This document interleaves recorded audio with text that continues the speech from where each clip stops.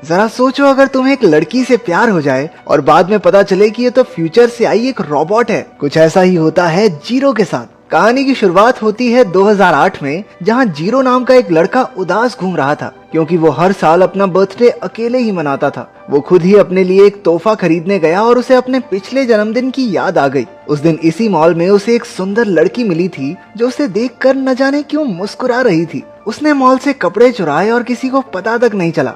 वो बिना कुछ बोले बस उसकी तरफ देख रही थी, जैसे उसे काफी समय से जानती हो। उसने मेन्यू की सारी चीजें ऑर्डर कर दी, जिससे जीरो को अपनी जेब काफी हल्की महसूस होने लगी। उस लड़की के किसी भूखे एलियन की तरह खाना ठूसने के बाद जीरो सिर्फ यही सोच रहा था कि अब बिल भरने के लिए उसे कितनी प्लेट्स धोनी पड़ेंगी। उसे तो बिल देखकर हार्ट अटैक ही आने वाला था, लेकिन लड़की ने कहा कि बिल वो संभाल लेगी, वो बस बाहर जाकर उसका इंतजार करे। लेकिन वो तो बिना बिल भरे रेस्टोरेंट से भागती हुई आ रही थी। उसे देखकर जीरो भी उसके साथ भाग लिया। रेस्टोरेंट का मैनेजर भी पैसे वसूलने के लिए उनका पीछा कर रहा था। आखिरकार वो मैनेजर से बच निकले और लड़की ने जीरो को अपनी आंखें बंद करने को कहा। उसने बताया कि वो भविष्य से आई है और वहाँ से चली गई। जब जीरो ने आंखें खोली तो उस अनजान लड़की को वहाँ ना पाकर वो बहुत उदास हो गया।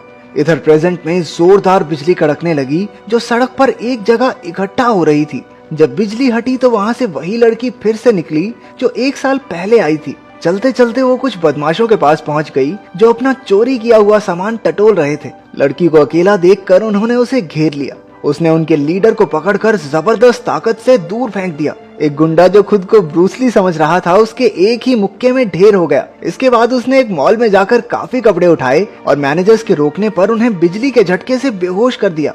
उसी वक्त जीरो पिछले साल की तरह उस रेस्टोरेंट में अपना जन्मदिन अकेले मना रहा था। उस लड़की को अचानक वहां देखकर वो हैरान रह गया। वो पिछली बार से उसे कुछ बदली हुई लगी क्योंकि वो रोबोट की तरह सर हिलाकर गाना गा रही थी। आखिरकार उसने जीरो का सर केक में घुसा दिया और उसके पूरे मुंह पर शैंपेन भी उड़ेल दी। इससे पहले वो कुछ कह पाता, एक आदमी बंदूक के साथ उठा और लोगों पर अंधाधुंध गोलियां बरसानी शुरू कर दी, लेकिन लड़की ने जीरो को कवर करके उसकी जान बचा ली। शूटर गैसोलीन से पूरी जगह को जलाने ही वाला था कि लड़की ने उसके सर पर एक बोतल दे मारी और उसकी तरफ बिजली की तेजी से भागी। उसने बंदूक छीनकर उसे ही वो सारी गैसोलीन पिला दी। इसके बाद उस लड़की ने बड़ी आसानी से उस आदमी को खिड़की से बाहर फेंक दिया।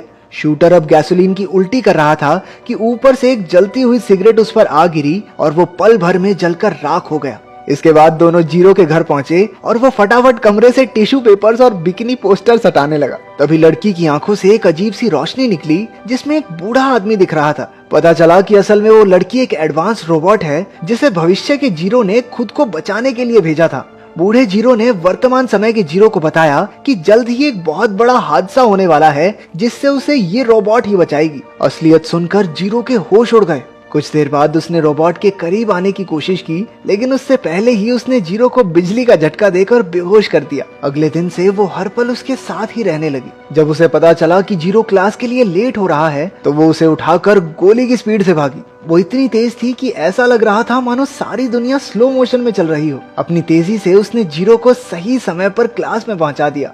शाम को जीरो उसे नॉर्मल लड़की बनाकर अपने दोस्तों से मिलवाने ले गया, लेकिन एक पैक पीते ही उस रोबोट की बत्ती गुल हो गई और उसने अपना सर डरावनी फिल्मों की तरह 360 डिग्री घुमाना शुरू कर दिया।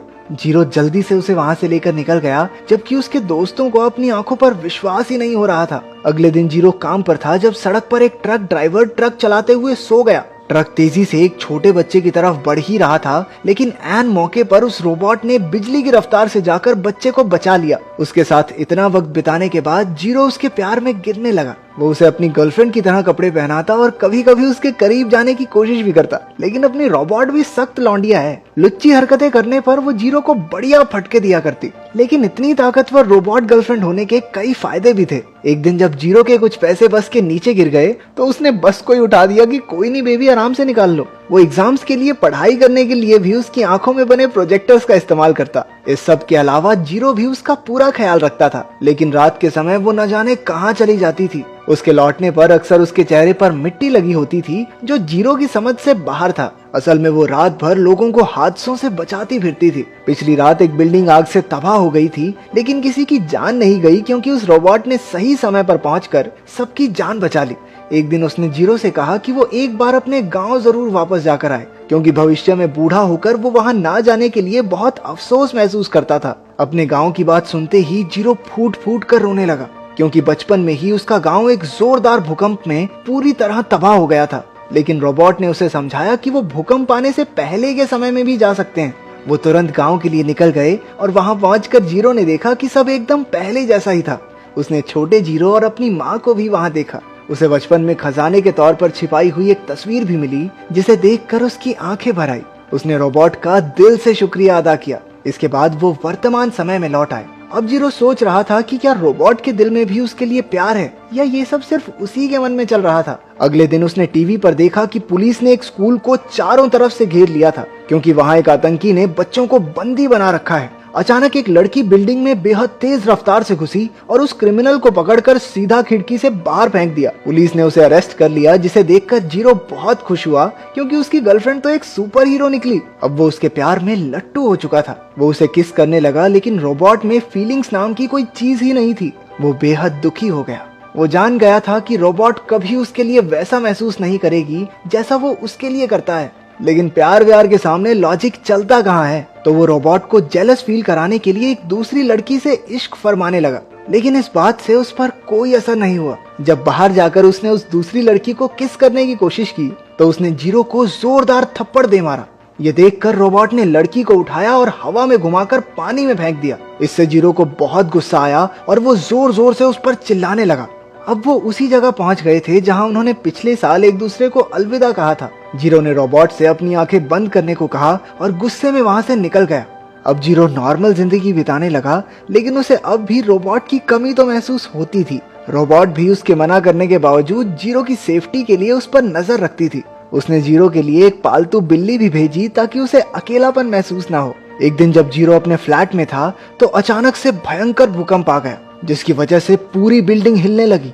जीरो ने डर कर खिड़की से बाहर देखा कि एक एक करके सभी बिल्डिंग्स मिट्टी में मिल रही थी। उसका फ्लैट भी टूटना शुरू हो गया। वो नीचे गिर ही रहा था कि उसकी रोबो गर्लफ्रेंड ने आकर उसे सही मौके पर बचा लिया। पूरी बिल्डिंग चकनाचूर हो गई। जीरो ने उसे गले लगाकर उससे माफी मांगी, लेकिन खतरा अभी टला नहीं था। पूरा शहर एकदम तबाह हो चुका था। सड़कों पर लोग अपनी जान बचाकर भाग रहे थे और बड़ी बड़ी इमारतें नीचे गिर रही थी। रोबोट गर्ल जीरो को लेकर एक सुरक्षित जगह की ओर बढ़ी। अचानक एक बड़ा ट्रक उनकी तरफ तेजी से आने लगा। उसने जीरो को साइड में फेंक दिया और खुद ट्रक से टकरा गई। एक बार तो जीरो को लगा कि वो मर गई, लेकिन कुछ ही सेकंडों बाद वो बिना जख्मी हुए बाहर आ गई। जीरो ने उसे खुशी से गले लगा लिया, लेकिन रोबोट ने देखा कि उनके पीछे की बिल्डिंग्स भी गिर रही थी। वो जानती थी कि उनके पास वहां से निकलने का समय नहीं है, तो उसने अपनी पूरी ताकत से जीरो को एक गाड़ी की तरफ धक्का दे दिया और पूरी बिल्डिंग आकर रोबोट पर गिर गई। लेकिन जीरो को दुख मनाने का भी समय नहीं मिला। एक बार फिर से जमीन हिलने लगी और धरती बीच से टूट गई। उसने बड़ी मुश्किल से लटक कर खुद को रोक रखा था। उसकी रोबो गर्लफ्रेंड अभी भी मरी नहीं थी। उसने अपने हाथों की पूरी ताकत से वहां से निकलने की कोशिश की, जिससे उसका नीचे का शरीर तो टूटकर वहीं रह गया, लेकिन वो अपने हाथों का इस्तेमाल करके जीरो की तरफ बढ़ने लगी। उसने जीरो का हाथ पकड़कर उसे ऊपर खींच लिया। उसकी ये हालत देखकर जीरो बेहद डर गया। रोबो गर्ल ने कहा भी कि वो अपनी जान बचाकर भाग जाए, लेकिन जीरो उसे किसी कीमत पर छोड़ने को तैयार नहीं था। ये देखकर वो मुस्कुराई और कहने लगी कि अब उसे प्यार का असली मतलब समझ आ चुका है। इसी के साथ एक बार फिर भूकंप के झटके आए और एक बार फिर उसने जीरो को धक्का देकर हटा दिया। रोबोट के ऊपर एक विशाल पत्थर आ गिरा और बेचारा जीरो दुख में उसका नाम पुकारता रह गया।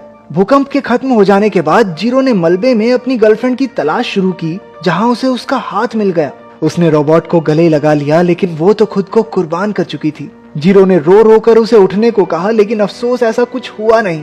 इस घटना के 61 साल बाद हम देखते हैं कि जीरो बहुत बूढ़ा हो चुका है। हमें पता चला कि सालों की रिसर्च के बाद जीरो रोबोट को रिवाइव करके उसकी याददाश्त वापस लाने में कामयाब हो गया था। वो दोनों एक दूसरे से बहुत प्यार करते थे।